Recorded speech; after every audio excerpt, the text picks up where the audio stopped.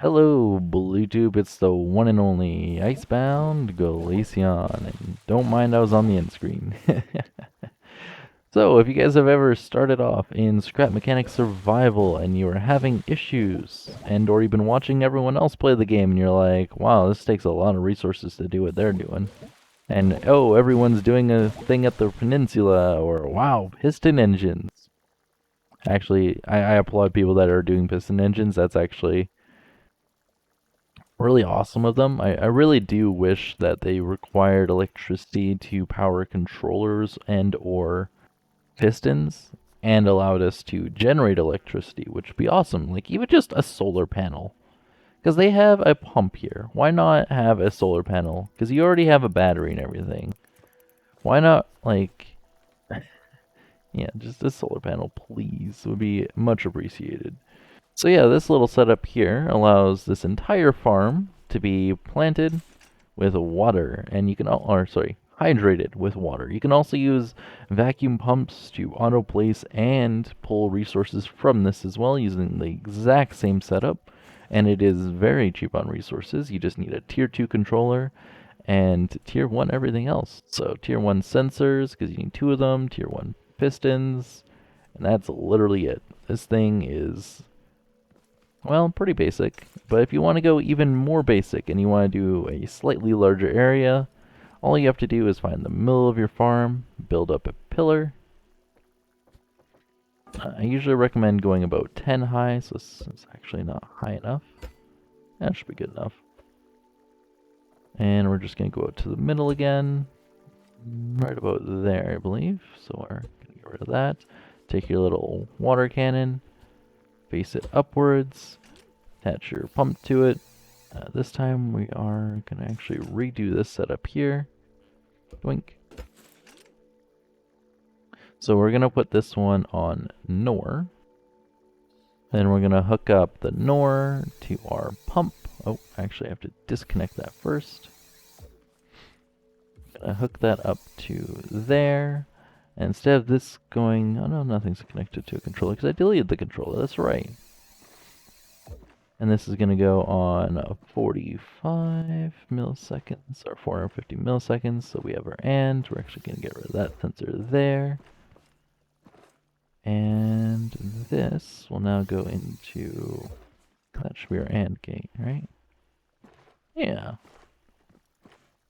Okay. So we just need to hook up our AND to that. Oh, and I'm hungry apparently. Cool. But yeah, this is basically it. You have two logic gates. Each one takes up 25 milliseconds, so you can put this on 45. This thing generates one water every half a second, I believe. Yeah, you just turn it on. It'll spray it into the sky, and it will water, pretty much as big of an area as you need it to. I think I've done a 9x9 before. It just depends on the height of this. If you have it lower than 10 blocks off the ground, farm bots will attack it, so that's the only reason I recommend doing that. But then again, by the time a farm bot gets into your base, you're kind of SOL. As for the regular water setup though, just remove that.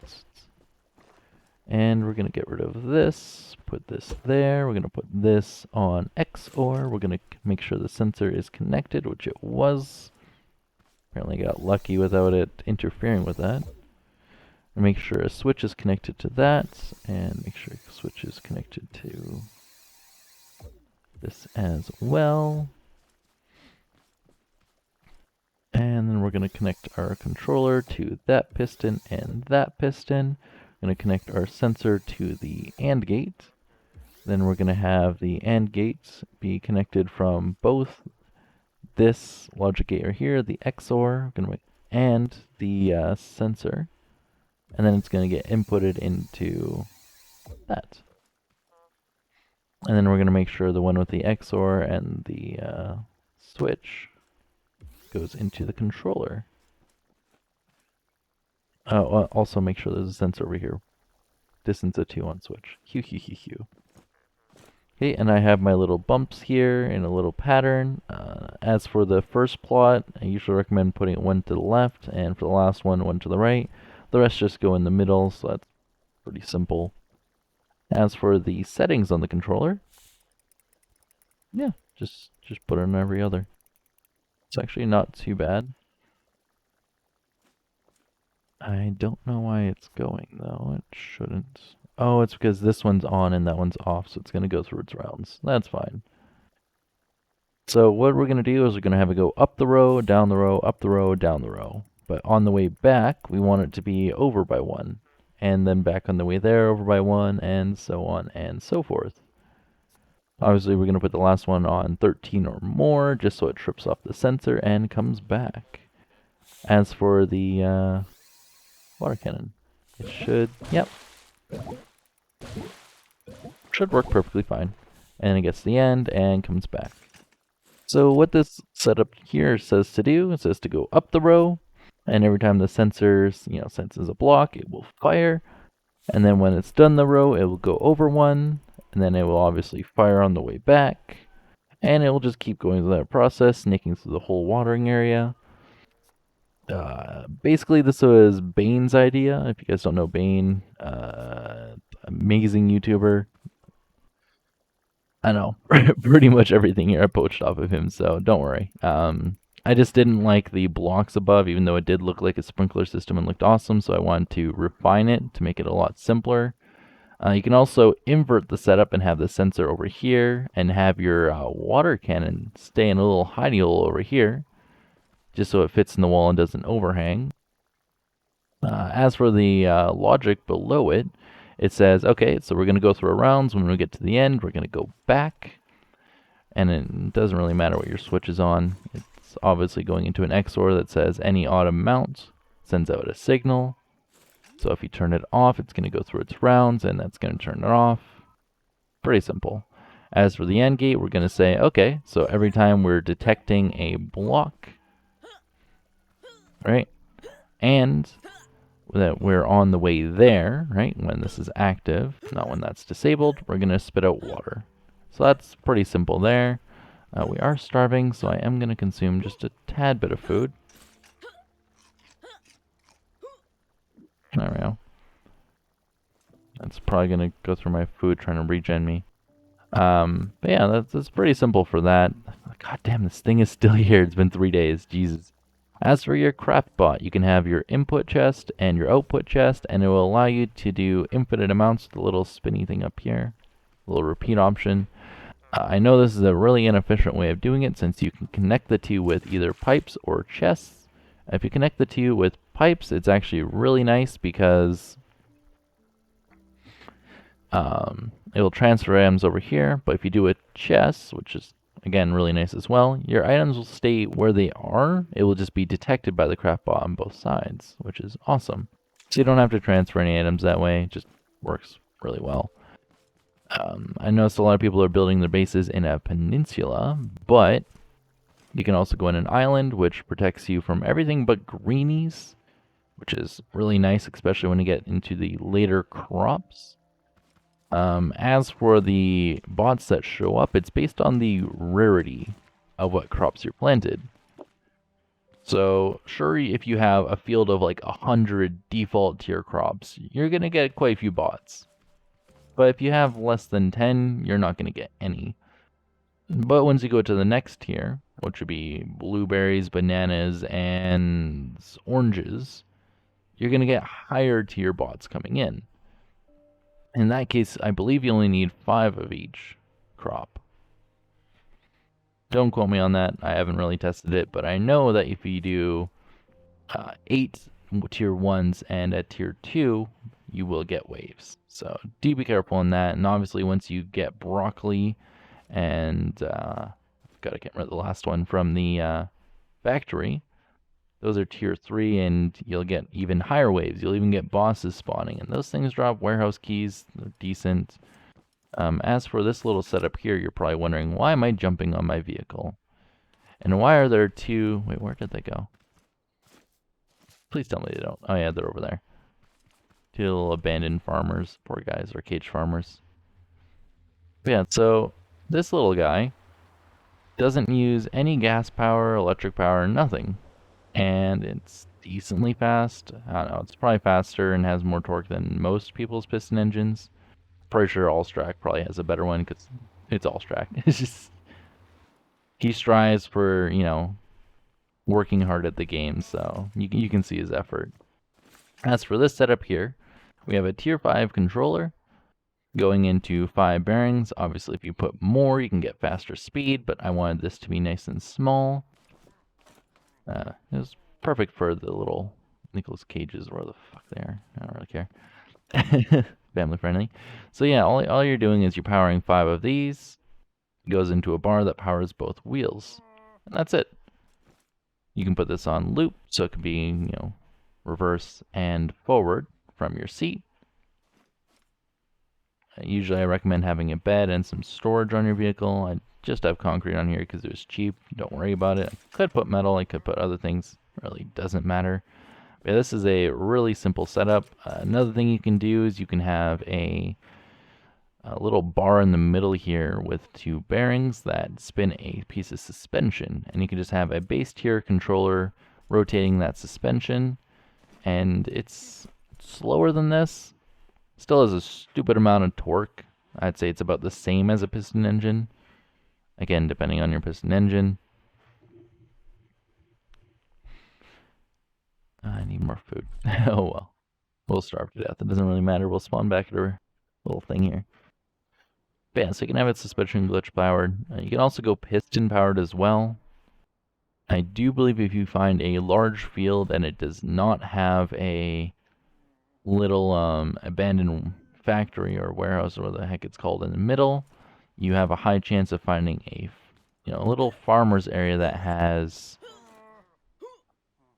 some water tanks. So you can actually put water tanks on the side. I do believe they have less traction and I believe less durability, so do be careful. I had wheels on the side of mine in my other save file and they got 2-shot by a tape bot.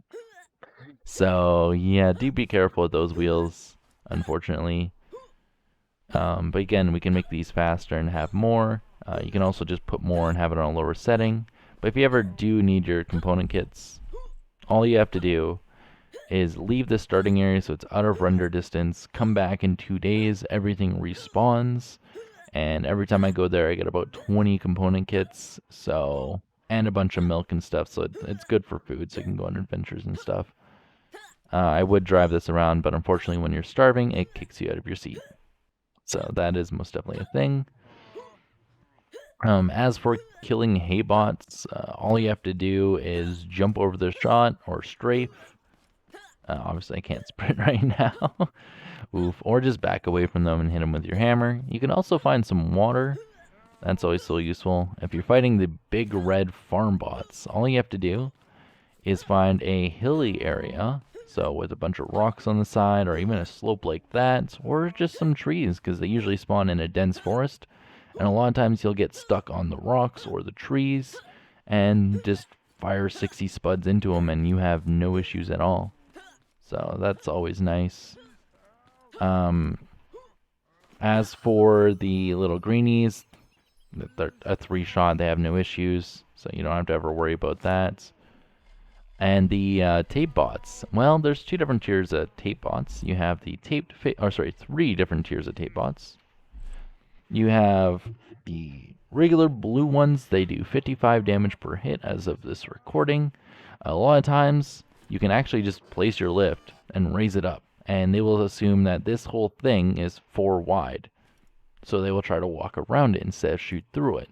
So you can use your lift, that's a decent way. Make sure to fire them from range and have a spud gun. I do not recommend going close combat since they do 2-shot you, since you'll have 100 HP. The next little bump up they did is they put tape bots. So if you don't headshot them, they will take 2 hits, unfortunately. And then you have the reds. I don't know how much durability they have otherwise, but I know if you hit their head, they're still 1-shot anyways. But they fire off explosives. I don't know if the explosives do more or less damage than a small gas canister, but I'm pretty sure it's a little bit less. But yeah, they're all pretty easy to deal with. If you're going to go into the big warehouse, just make sure you have like 4 or 5 stacks of spuds and about 3 stacks of food, 2 or 3 stacks. I'd bring 3 stacks of spuds with you, leave 2 in your vehicle, and then bring 2 stacks or a stack of food with you and leave the rest in your vehicle, because you're guaranteed to die. Then no one's going to go through without dying, so that's just the easiest way to go through. You just, you know, bring your vehicle there, have your bed. When you respawn, you grab, a stack of spuds and a stack of food, and you go right back in. And then you pick up your stuff, because your stuff won't despawn. I believe a lot of YouTubers are having issues with that, where they couldn't pick up their things. All they had to do was just hit their thing with a friggin' hammer, and it's good to go. So it's not too bad. You can also spawn things in there as well. If you place down your lift in the warehouse, you can just like drag and drop things. I know some people are putting explosives, but they're still working on the fine-tuning of the warehouse, again, as of this recording. But yeah. The only other things I would say is, as for these guys, if you see pathways or burnt forests, you'll find 1 or 2 of them, depending. Sometimes you'll find a few just randomly in the forest. So these will need to get a spud gun, or different stages or tiers of spud guns. So that's always useful. There's a thing I'm going to be doing, or I'm going to be using these for wheels. Because I noticed once we had the ball spawner from the challenge mode, which apparently isn't available right now in this update. Go figure. And then we had a mod to spawn them in. A lot of people are making ball-wheeled cars. So I believe these are actually bigger than those. So I do want to make a balled car with these. Whether it be 3 of these or 4 or more. I don't know. I want to try it. But yeah, as for base locations, I guess I didn't really talk about that. I was like, yeah, a lot of YouTubers are doing a peninsula thing. Yeah, so if you guys want to know a starting area for your base, there's a few good areas. Again, a lot of YouTubers are choosing a peninsula since you only have to wall off one part. You can choose a very flat field and have a little gondola going around, or sorry, carousel going around with some saw blades on the end. You don't actually have to spin the saw blades or the drills. They hit the mob or the farm bot and they're gonna do damage. And a lot of farm bots are scared of them, so as long as you have it rotating around your entire base, you're pretty much good to go. You can also go on an island, in which case you only have to deal with greenies, which is very useful against every other bot, because, except for, obviously, tape bots, but the reds might lob some purple goo at you, whatever. In that case, you just walk away from your base so it doesn't target your base. The oranges won't get to you, so you don't have to worry about those. Sorry, the hay bots. As for if you find a little desert area with a rock and a tree on it, you can get rid of the tree and build a farm up there. The only thing that can get up are the hay bots, so you don't have to worry about anything else at all. And it takes them quite a bit of time to get up there too, so you could even put a little border around it, and there you go. You won't have to worry about tapes. Reds, I don't even believe, can see you if you're in the middle of that area. And greenies can't do shit. They can't get up. They can't climb. I don't know why haybots can climb so well, but apparently they can. Otherwise, if you go to one of the little mechanic stations, underneath the second room, you can build a farm under there, and you only have the 2 sides to worry about, and then you can put your base inside of room number 1 or 3 or both. And there you go. That's a really good setup to do. I know some people, what they did is they went to the trader outpost, and near the trader outpost there's some hills.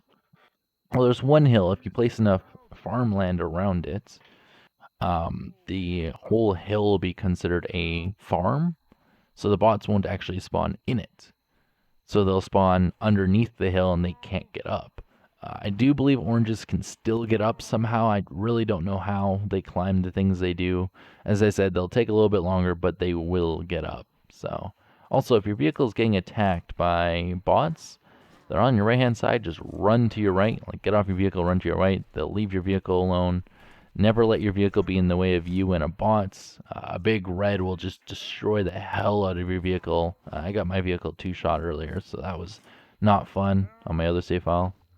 But yeah, if this video was helpful at all, please hit the like button. If it wasn't, why are you watching? There's so many YouTubers that do this kind of stuff better. If there's any other tips and tricks I missed, you can put them in the comments down below. If you guys have any creations or things you've built that you would love the world to see, go to my community creations section on my Discord. And if I get enough of them, I'll do a video on it. I actually love what you guys do and it inspires me. As for this design here, this is in the chat of one of John Bain's viewers on his server. Uh, Pretty much the exact same setup. I didn't do anything to it at all, so that person has credit. I will have to find their name later. As for the water thing, as I said, John Bain pretty much did that.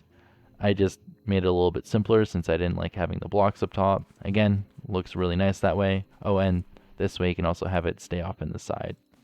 So it's out of the way of the farm entirely, which is awesome. But yeah, as I said, the main reason I did this video was because a lot of YouTubers are showing tips and tricks, but they aren't really showing the, well, in my opinion, the most important ways or, everything else. So as for gathering resources and stuff, that's very basic. If you need scrap, just build a farm and you'll have oranges come to you. They give you a decent amount of scrap. Otherwise, you can build a little platform, put a bearing on it, put a drill on it, and just hammer it into those rocks.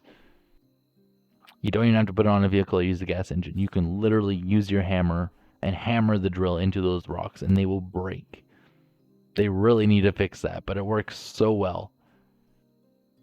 So, for early game. Otherwise, once you have, a gas engine and some fuel and you want to make a proper vehicle, yeah, you can do that there. You can put suspension on the end of the drills and have them pointed more downwards. And you just need two. One from each side pincer-ing in, and once your vehicle goes up to it, it will hug it, it will break it, and since they're pointed down, they will slide along the ground and break all the rocks on the ground. And since you have suspension, you won't actually get stuck as easily. So it's a really easy way to do that. As for a tree, if you have saw blades, all you have to do, I notice a lot of people, they're cutting the tree and letting it fall down. The easier thing to do is just to put the saw blades on the hugger. So literally all you have to do, right? This is going to seem really, really simple. Have two saw blades, have a little hugger that wraps around the tree, and have those saw blades on a little piston arm that pushes it up. So literally all you have to do, hug the tree with your little mechanism, right? Have the saw blades get pushed up with the piston, and since they're angled a little bit, they'll do damage because even the side of the saw blades do damage. So yeah, just make it go along the tree and it'll just break. You can put suspension on, so it puts pressure on there as well if you really need to, but it's not necessary. But yeah, that will just destroy a tree. Again, use the flat side and angle it just a little bit. Don't use the actual blade side. It's a lot harder to do it that way. But yeah, that's the easiest way of dealing with the tree. Dealing with it vertically instead of having to lay it down. Otherwise, if you're going to do that, you might as well just break the base first and then, topple it over in the direction you need or lay it down and then just have a little arm feed it into your saw blades. But yeah, I do believe if you hit the top hard enough against the ground, all the leaves will just pop off anyways, so that's not an issue. I don't know why I'm saying all this stuff after I was trying to end the video. Oh boy. Oh, little extra tidbits and information that you probably didn't need to know, but now you know. But yeah, as I said, if there's anything I missed, just please let me know. Otherwise, yeah, see you guys in the next video. Bye.